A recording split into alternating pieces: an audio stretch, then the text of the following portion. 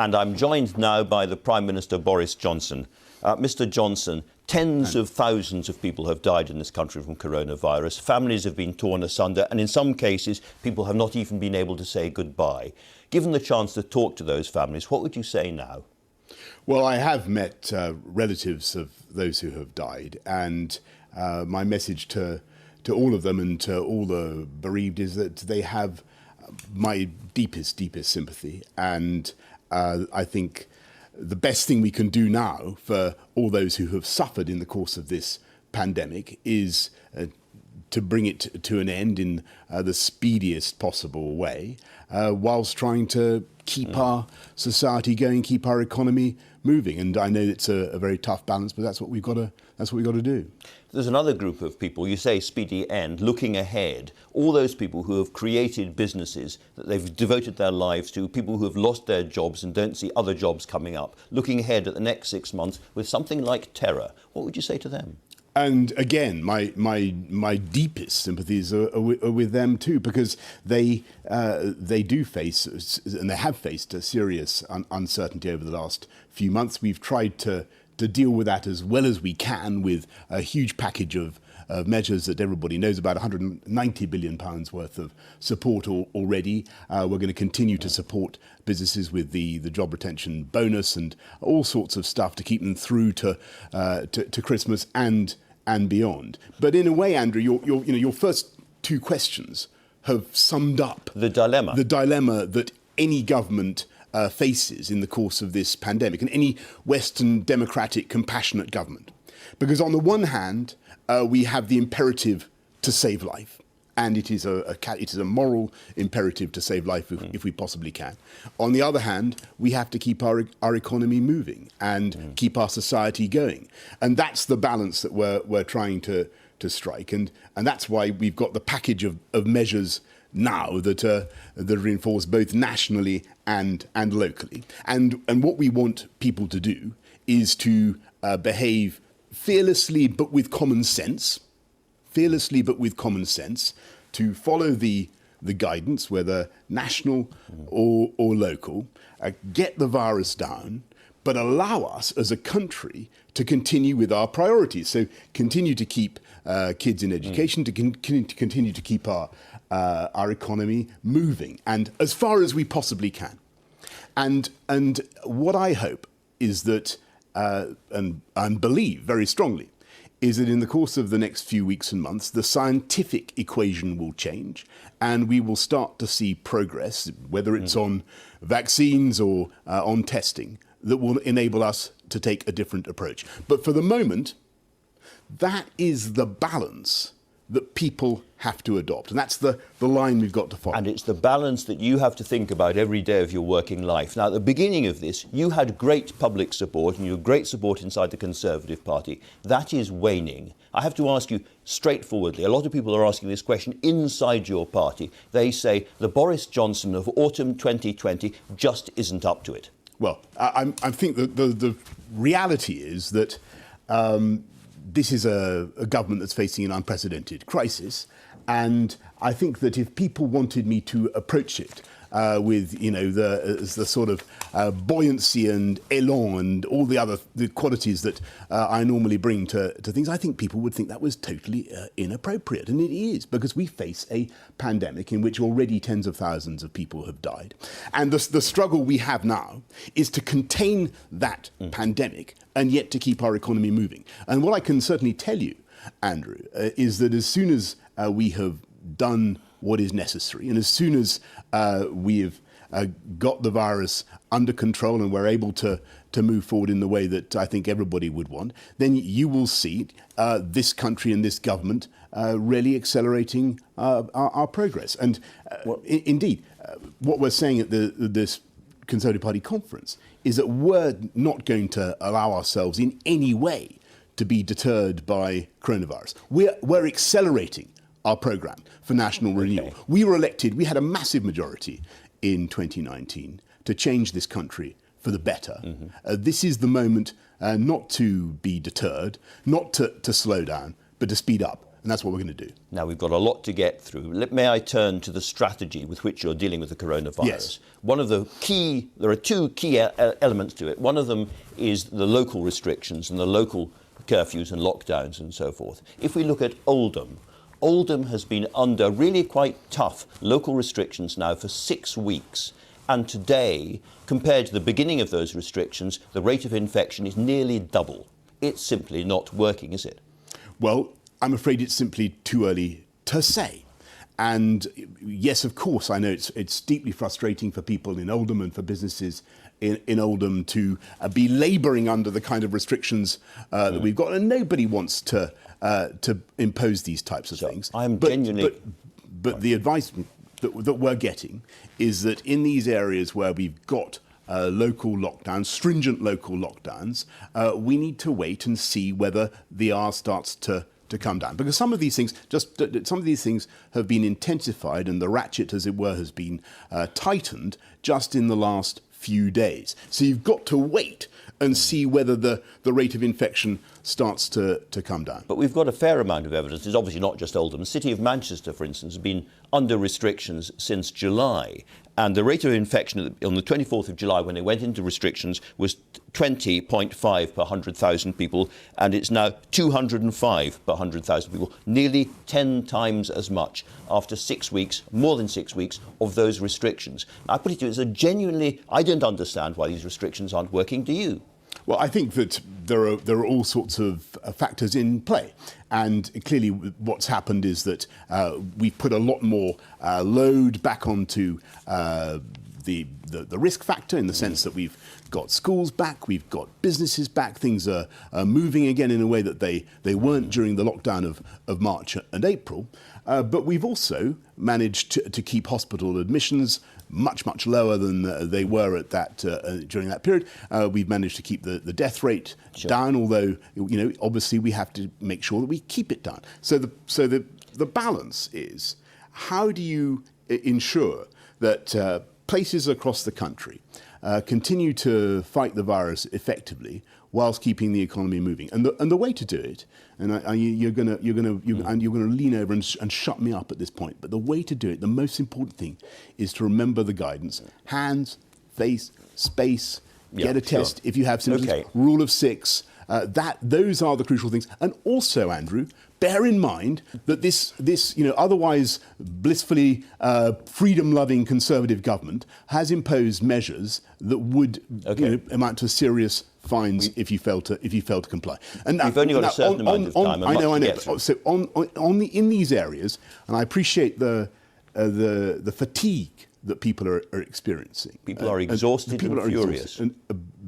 But we have to work together, follow the guidance, and get the virus down whilst keeping the economy moving. That's the balance we're trying to strike. I know people are furious, and I jump in? They're furious with me and they're furious with the government. They are. But I've got to tell you, in all candour, it's going to continue to be bumpy through to Christmas. It may even be bumpy beyond. But this is the only way to do it. And I listen with great interest to the other contributions. Apart from the fact that in lots of parts of the country, these restrictions do not seem to be working. To a lot of people who are under them, they also seem grossly unfair. Going right back to Oldham again, if somebody dies in Oldham and there's a funeral, there's an absolute limit on the number of people who can attend that funeral of 20. But just a few miles up the road in Manchester, where the rate of infection is higher, 30 people can attend the funeral. Same in Burnley. And all across the north, people are saying, it's just not fair, it's inconsistent, and it's unscientific. I totally get that. And I know,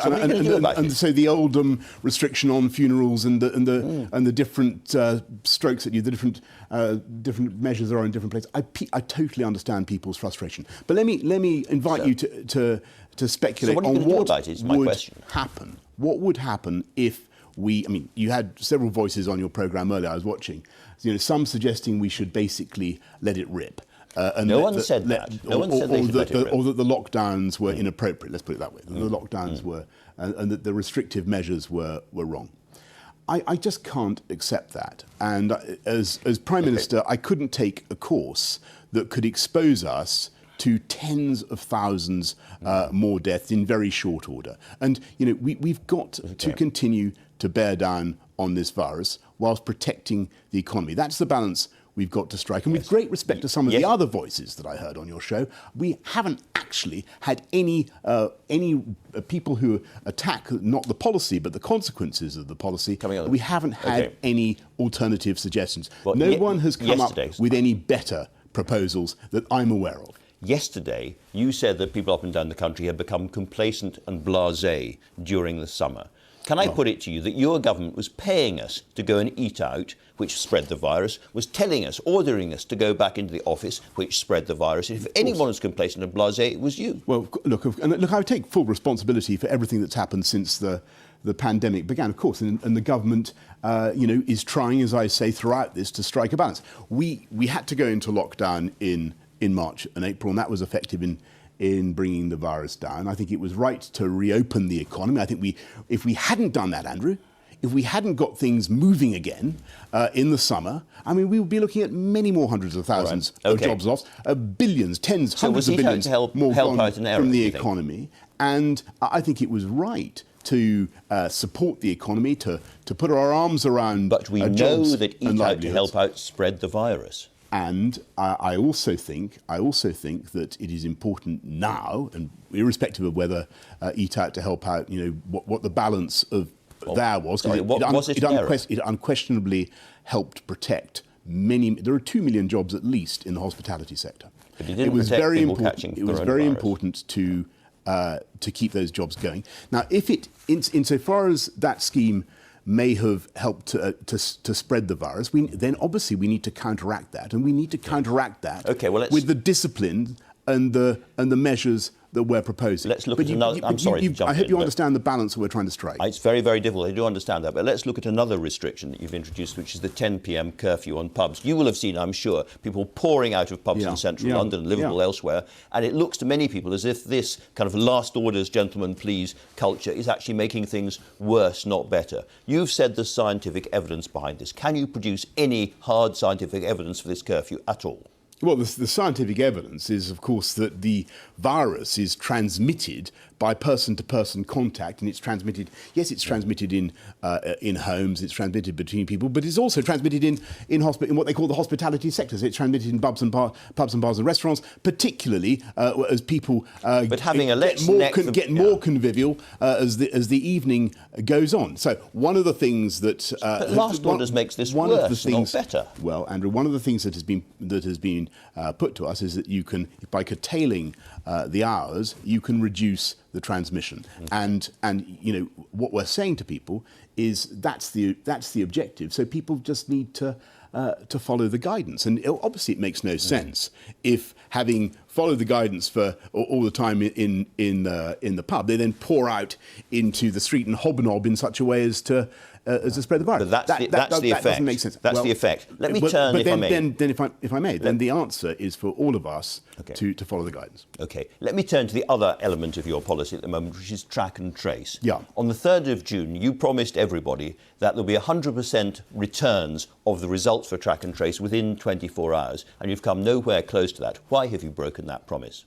Well, actually, Track and Trace have, I think, done an outstanding job, but on the massively expanding since March. I'm not going to claim that the service is perfect because it isn't. But they have been turning around. Why? Really? My question is why? Because you promised 100%, and the figure at the moment is 38.1%, which is miles away from 100%. Okay, so what's gone wrong?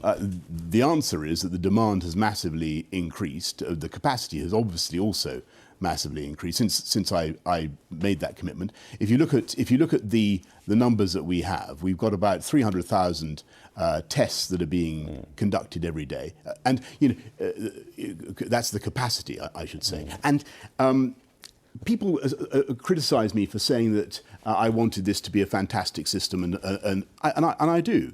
And yes, it's not perfect, but it has made a huge difference to our ability to see where the virus is, where it's spreading, in which groups it is most prevalent, and it is helping us a huge amount Okay, to fight the you virus. said huge. It is not perfect, Andrew. I'm not going to claim it's perfect. It's certainly not. Am I It's certainly frustrated with it? Yes, of course I'm frustrated with it. Am I going Okay, to but- blame NHS Test and Okay. Trace and attack the thousands of people who are, No, who I think, well- doing a good job? No, of course I'm not. But I take full responsibility for the service. I think by international comparators, it is really very, very good indeed. And yes, it could be we must a keep lot carrying on. better, There's a lot to but talk we're going to about. get a lot better. And by the way, they're going to get up to 500,000 tests a day by the end of this month. Okay. Now, let's look at a pattern. A world-beating track and trace system, you said. An app by the middle of May, you said. Turn the tide in 12 weeks, you said. A significant return to normality by Christmas, you said. There is a pattern here of over-promising and then under-delivering. Why is that? Well, several points there. Actually, if you look at what happened in the course of the pandemic, we did turn the tide in the sense that the numbers went massively. I think most people would say that the lockdown that we had did turn the tide. We now have, as I constantly warned, we now have a second spike. But let me just, you're asking a fair question. I'm basically saying, you keep saying we're going to be world-beating this, we're world-beating that, and to most people, it simply doesn't feel like that. I'm asking you, can you promise people in the future a bit more reality and a little bit less rhetoric? Well, what you've got to do is realise that this is a pandemic in which people need to understand that there is hope. And there is hope. And we will get through this. And we will get through this very well.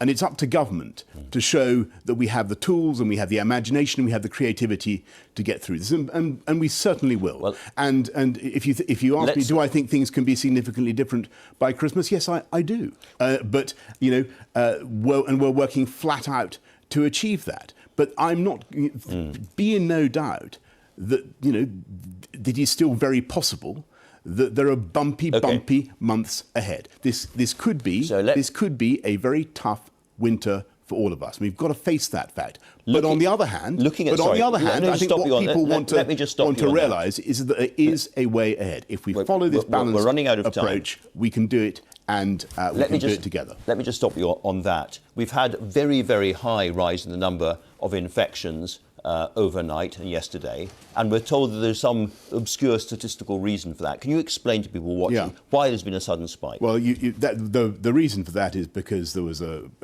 failure in the counting system, which has now been rectified. Is that going to last for some time? No, because it was a computing issue. But all the people who had a positive test have now been notified, and I think the data that we have is realistic, and again, it's very useful in helping us to identify, where the incidence is and what we need to do to tackle it. You've talked about just to get back to my central message. I've got a central question as well. We need to behave fearlessly, but with common sense. Okay. Follow the guidance, drive the virus down, whilst keeping the economy open. You've talked about the vaccine, and Matt Hancock's talked about the cavalry is coming. Is the cavalry coming this year?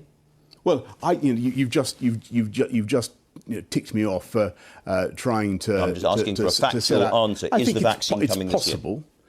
It's possible that we will make significant progress on the vaccine this year. I went to see the scientists at AstraZeneca in Oxford, and those teams, they seem to be doing fantastically well. But if it doesn't come this year, I don't want to get people's hopes up on the vaccine unnecessarily, because I think there's a good chance, but it is not certain. And if it doesn't come, if the cavalry doesn't arrive, are we facing a yo-yo in and out of restrictions up and down this country, possibly for years to come?